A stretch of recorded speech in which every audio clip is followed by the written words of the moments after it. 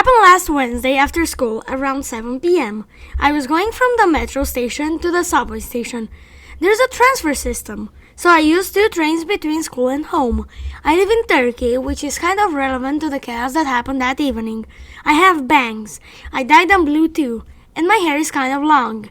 They don't even touch my shoulders, but people don't like my hair for some reasons. I do, which is all that matters. I've had the same hair for 5 years, and this was a big deal to me. Also, I could even be stabbed. I looked at the time and I decided I'd use the elevator instead of the stairs because there were still 5 minutes and I was tired AF. I got in the elevator and 4 people got in after me. While we were going down and I was listening to music all the time, I noticed that the woman next to me was talking to me. I could easily ignore her, but I am a nice person, so I paused the song and listened to her. Entitled woman. Can you see your way? Me. Yes, I can. Entitled woman. But we're Turks. You should get a haircut. You should be like a Turk. Me. I don't want to, ran the man on the elevator. Maybe that's his style, entitled woman. See, I have a son like you too, but he looks like a Turk. I wouldn't let him get a haircut like that. Me. Good for you. The elevator reached downstairs and I tried to go away from them and get in the area where I wait for the train. She pulled me from my arm. I stopped and looked at her and she pulled scissors from her purse. And I don't know why she carries scissors. She held my hair and tried to cut my hair with her other hand. I leaned back and she started yelling at me, "You're disrespectful!" I leaned back and she was reaching to my hair again. I slapped her. Security came. They were 2 or 3 meters away and they held the woman. She was now trying to stab me directly. In all that chaos, his son, about my age or maybe 21 or 22, was in shock too. He ashamed made a grimace and I nodded to him. I quickly got out of the area and went to the train. This was posted by user Visual917. So I used to date a guy who became filthy rich after his grandmother passed away and left him and his brother the entirety of her will. Together, he and his brother lived in a literal mansion, and his brother grew their money by renting houses. After some joking around about how the two didn't look alike, we never took this seriously because even though they didn't look alike, they did look like their parents. We found out that they did not share the same mother. My then boyfriend quickly found his birth mother. Had met her before, didn't know who she was, but she didn't really want anything to do with him. She was really bitter that his father married his brother's mom instead of her. In dark times, he had asked her many times to be there for him, and she refused, until he got sick. My boyfriend was diagnosed with cancer, and he had a surgery to remove a tumor for his brain. Again, he asked his mother to be there for him, and this time she was. I figured she was feeling regret and wanted to make up for lost time, but boy was I wrong! After the surgery, she asked my boyfriend for 90% of his will if he wanted her to continue visiting him. Up until then, I had been the sole beneficiary of his will because everyone else in his family was already loaded. We overheard her on the phone with someone saying, "I can't wait until this boy dies so I can get my money." This made me furious and I tried to talk my boyfriend out of it. But I'm not stupid. I know what she's doing. But she's my mom. If paying her is gonna make her stay with me, that's what I want. I understood where he was coming from, and if it was his dying wish, then I was going to try not to get in the way.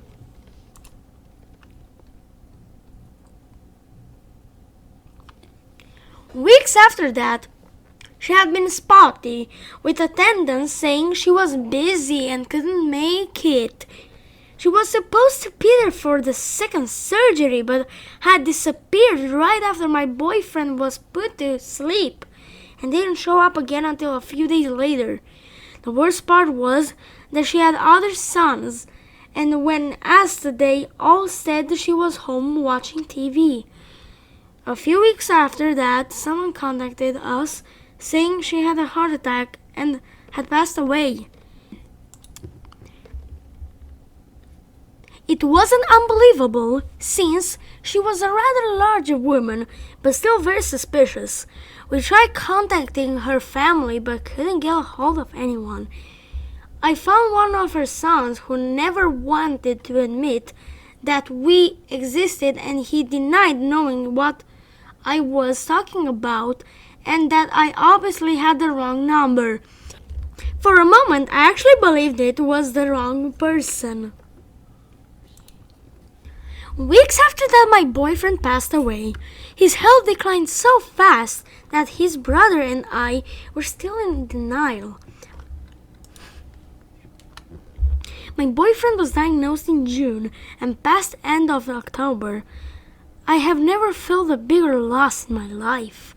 It's incredible how one heart can ache so much. Like, WTF our feelings, yo. 2 days after his death, his brother called me saying that I had been cheated out of the will. My boyfriend's mother had shown up to collect her check. Apparently, after she faked her death, my boyfriend had made me secondary beneficiary to the entire will instead of the primary beneficiary, making the logic that since his mother was dead, it would just pass on to me.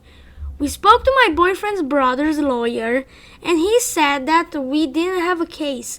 It would just be her word against mine. I was livid. Not even about the money, just that she treated someone I loved like crap and got away with it.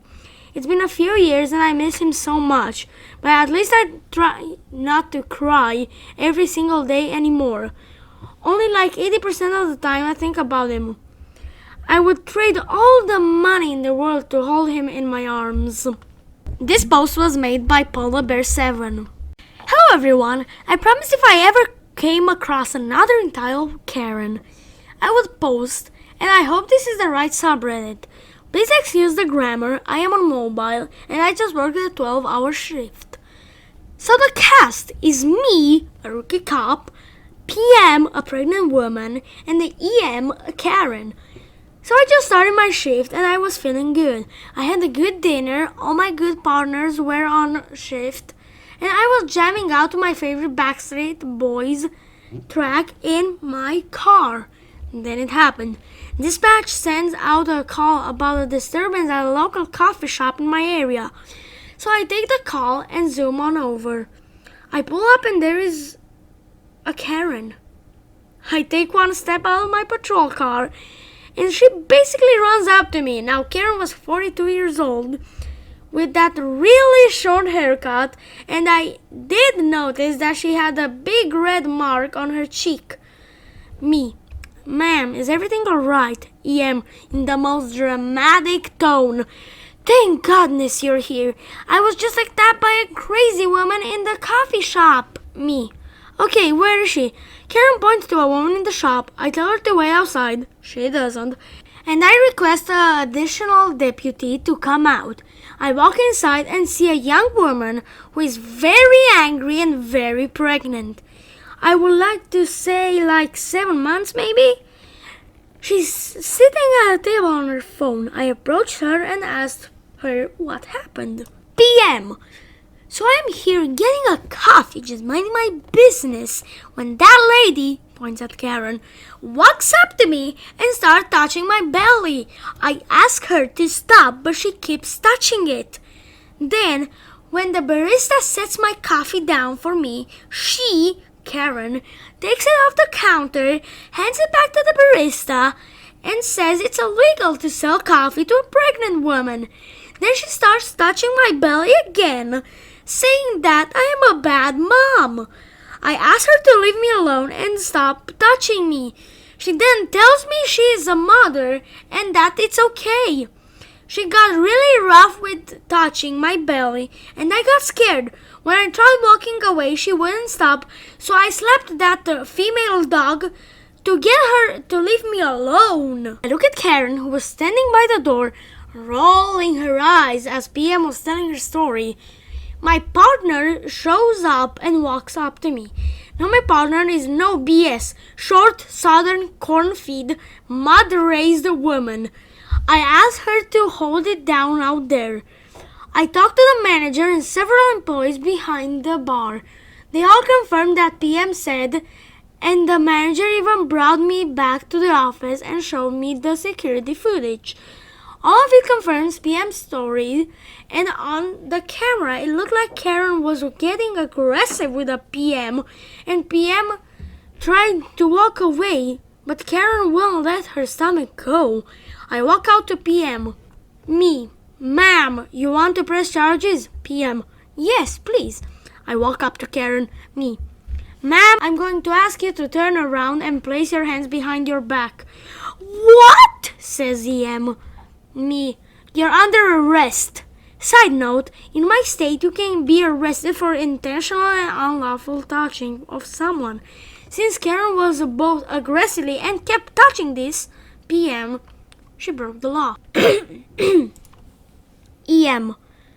You can't arrest me! It is not illegal to touch a pregnant woman. You should arrest the employees of this place. They were giving coffee to the pregnant woman, endangering the child. Me. Ma'am, no. You cannot touch someone without their permission, pregnant or not. Second, there is no law that says a pregnant woman cannot drink coffee. So please turn around and place your hands behind your back. EM. No! I am not getting arrested. I am leaving. I have to get home to my children. Karen turns to leave the store, and my partner steps in front of her with her "try me" look on her face. Karen stops dead in her tracks. I took that moment, snatched her hands, and put on a pair of cuffs. Karen loses it. She starts trying to get away and screams. She is failing so hard that she knocks off my body camera. I have to pick her up and carry her to my patrol car. When I get there, my partner opens the door, but Karen actually puts her feet on panel to stop me from putting her in. My partner rolls her eyes, grabs her taser, and zaps her legs. Karen shrieks and finally gets in the car. My partner, the saint that she is, says she will do the paperwork while I take Karen to the jail. So the whole ride I am getting told how I need to watch my back, how she knows the sheriff, how I'm going to lose my job, and how I have no idea who she is. I get her to the jail and she starts going off about her rights. She needs to talk to a lawyer and she needs to be released right now.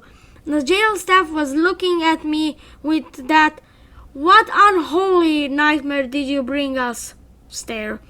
So I did my report and I realized I still have 9 hours on shift.